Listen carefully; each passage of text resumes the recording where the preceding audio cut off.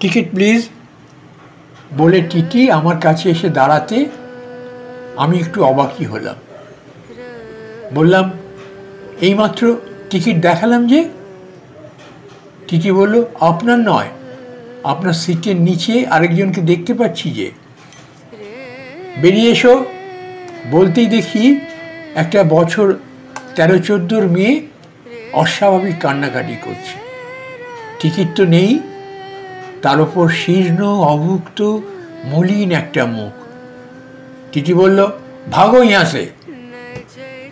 আমি জিজ্ঞেস করলাম, কোথায় নামবে তুমি? কোনো উত্তর নেই, শুধু কান্নাকাটি। বাধ্য হয়ে টিটিকে বললাম, ওর ভাড়া আমি দিয়ে দিচ্ছি, একদম শেষ স্টেশন ব্যাঙ্গালোর অবধি টিকিট দিন। টিটি বলল, কেন ফালতু এতগুলো টাকা নষ্ট করবেন ম্যাডাম? তবুও কী ভেবে বললাম, না, আপনি টিকিট দিয়েই দিন, শুধুই কাঁদছে, শেষ অবধি কাটা থাকুক, মধ্যিখানে কোথাও নেমে যাবে হয়তো। আমায় অবাক করে মেয়েটি কোথাও নামলো না। নাম জানলাম চিত্রা। নিজের বাবা মা কেউই নেই দুনিয়ায়। সৎমা খুব খাটায় এবং মারে, সে তাও সহ্য করে নিয়েছিল, কিন্তু খেতে দিত না যে। খিদের জ্বালায় পালিয়ে এসেছে। শুধু এটুকু ভেবেছে যে ওই নরকের চেয়ে অন্তত ভালো থাকবে। নমস্কার, আমি কমল বাদল 90 চ্যানেলের পক্ষ থেকে নতুন নতুন অনুপ্রেরণামূলক ও শিক্ষামূলক গল্পের ভিডিও আপনাদের পরিবেশন করে থাকি। আজকের যে গল্পটি শুনছেন সেটি ম্যাডাম সুধা মূর্তির জীবনের একটি ঘটনা তিনি বলেছেন। আমরা সেই গল্পটিকেই ভিডিও আকারে তৈরি করে আপনাদের পরিবেশন করছি। শুনুন গল্পের পরবর্তী অংশ। ব্যাঙ্গালোরে নামলাম, শুধু একবার পিছন ঘুরেছি, দেখি চিত্রা অপলক দৃষ্টিতে তাকিয়ে আছে। টিকিট কাটার সময় একবারও ভাবিনি এই মেয়েটার দায়িত্ব নিতে হতে পারে। আমার পক্ষে এই গুরু দায়িত্ব নেওয়া এই মুহূর্তে সম্ভব নয়। আমার ট্যুরে যাওয়া আছে 2 দিন বাদেই। তবুও বললাম, এসো আমার গাড়িতে এসো। ড্রাইভার অবাক হয়ে বারবার দেখছে। আমার এক বন্ধু আছে রাম, সে মেয়েদের শেল্টার দেয় ও আরও সমাজসেবামূলক কাজ করে। ওর ওখানে চিত্রাকে দিই আর বলি, আমাদের ইনফোসিস ফাউন্ডেশন ও সমস্ত দায়িত্ব নেবে, থাকতে চাইলে থাকবে, নয়তো আবার পালাবে মেয়েটা। ভুলেই গিয়েছিলাম ওর কথা। হঠাৎ মনে পড়তে দেখতে গেলাম। কি হাসি খুশি হয়েছে এখন চিত্রা, আর পড়াশোনায় ভারী আগ্রহ। ও স্কুলে আবার ভর্তি হতে চায়। এভাবেই চলতে লাগলো। ওকে একদিন গিয়ে বলেও এলাম, তুমি যতদূর পড়তে চাও পড়তে পারো, আমরা দায়িত্ব নিয়েছি তোমার। আমায় অবাক করে বলল, না দিদি, আমি তাড়াতাড়ি একটা চাকরি পেতে চাই, তাই কম্পিউটার সায়েন্সে ডিপ্লোমা করব। তারপর প্রায় ভুলেই গিয়েছিলাম ওর কথা। হঠাৎ একদিন বিদেশ থেকে ইমেল পেলাম চিত্রার। ও বিদেশে চাকরিতে খুব উন্নতি করেছে আর এখন খুব হাসি খুশি সুন্দর জীবন ওর।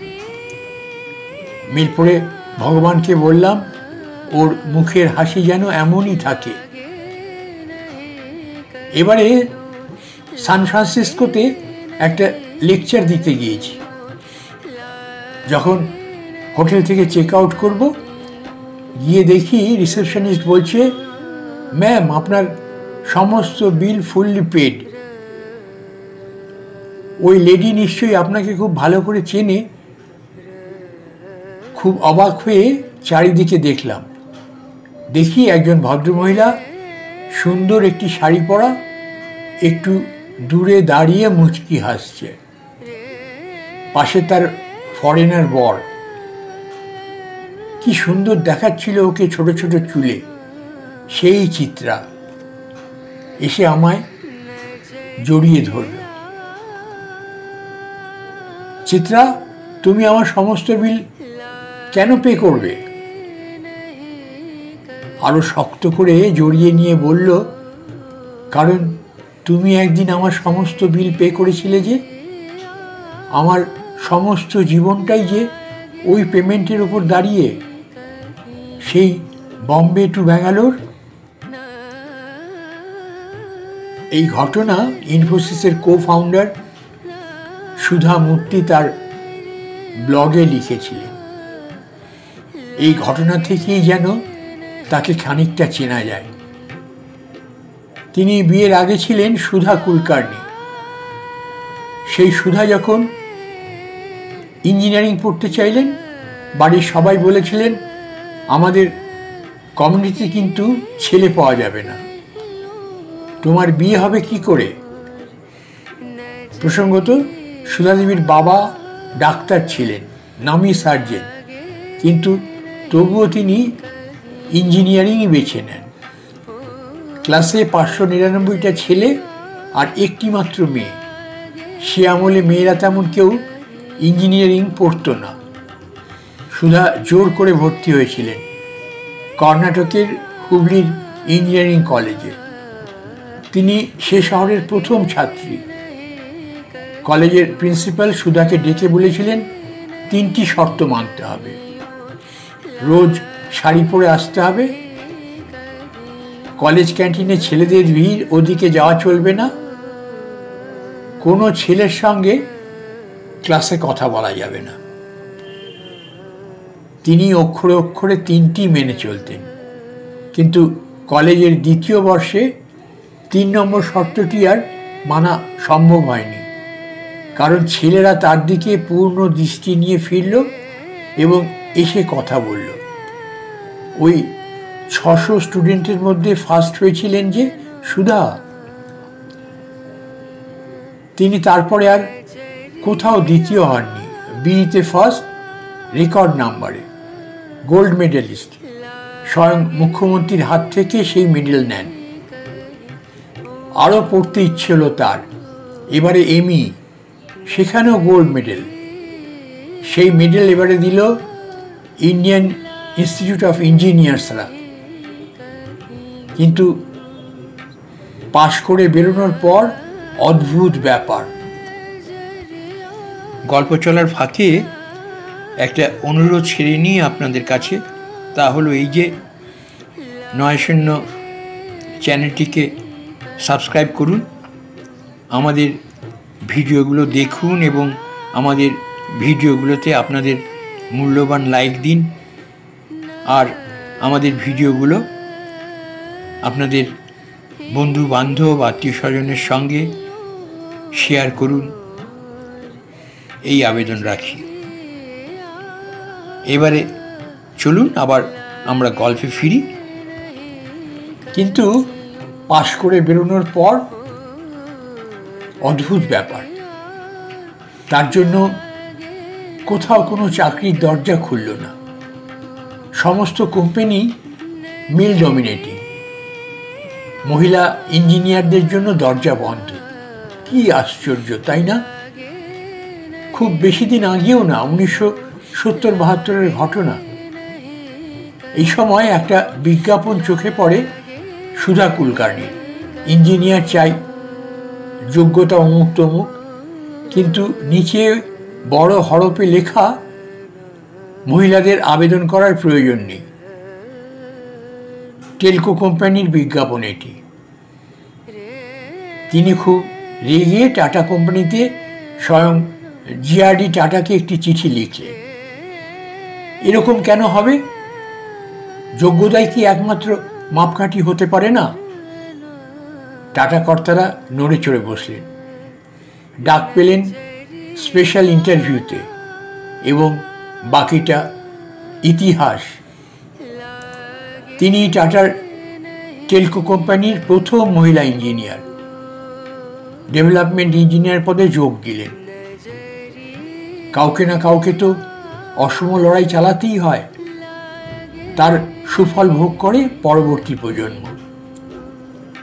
এরপর ওই টেলকোতেই নারায়ণ মূর্তির সঙ্গে আলাপ তার। তারপর বিয়ে, সুধা 400 টাকা আর নারায়ণ 400 টাকা দিয়েছিলেন নিজেদের বাড়িতে। সেই টাকাতেই সাদামাটা আড়ম্বরহীন বিবাহ হয়েছিল। তাদের এক ছেলে ও এক মেয়ে, দুজনেই এখন প্রতিষ্ঠিত। ইনফোসিস খোলার কথা মাথায় আসে নারায়ণের। নিশ্চিত জীবন ছেড়ে এক অনিশ্চিত সম্ভাবনা। সুধা তখনও চাকরি করতেন এবং নিজের সমস্ত জমা পুঁজি দিয়ে দিয়েছিলেন। তারপরেও খানিক দিন সুধার চাকরির আয়ে 4 জনের সংসার চলত। এই হলো গোড়ার কথা। তারপর দেশের নানা প্রান্তে 70,000 লাইব্রেরি, 10,000 টয়লেট, 2,600 গৃহহীনকে গৃহ, দেশের খরা বন্যা সবেতে নীরবে কাজ করে চলে ইনফোসিস। তিনি একদিকে শিক্ষিকা, লেখিকা, আবার অত বড় কোম্পানির চেয়ারপারসন। বহু সম্মান, বহু পুরস্কার পেয়েছেন। টাটা কোম্পানি ছাড়ার সময় জিআরডি টাটা তাকে অমূল্য উপদেশ দিয়েছিলেন। সেগুলো হলো, সবসময় একটা কথা মনে রাখবে, তোমার সমস্ত টাকা পয়সার তুমি ওছি মাত্র, মানে ট্রাস্টি। টাকার সব সময় হাত বদল হয়, হাতে রেখে লাভ নেই। টাকা বড় ক্ষণস্থায়ী। যদি সাফল্য আসে, সমাজকে কিছু ফিরিয়ে দেবে, সেটাই কিন্তু চিরস্থায়ী। তিনি আজও ভোলেননি এবং সবাইকে চমকে দিয়ে তিনি বলেন, বিগত 21 বছর আমি কোনো শাড়ি কিনিনি, যা পরি সবই পাওয়া, আমি শুধু বই কিনি। একবার এমনও হয়েছিল, তিনি প্লেনের বিজনেস ক্লাস লাইনে দাঁড়িয়েছিলেন। এক ভদ্রলোক তার সাজ পোশাক দেখে তাকে ক্যাটেল ক্লাস বলেছিলেন। তিনি জানতেন না সুধা মূর্তি ভারতের রিচেস্ট পার্সনদের অন্যতম। পদ্মশ্রী সুধা মূর্তি বলেন, simplicity is the best jewellery I wear.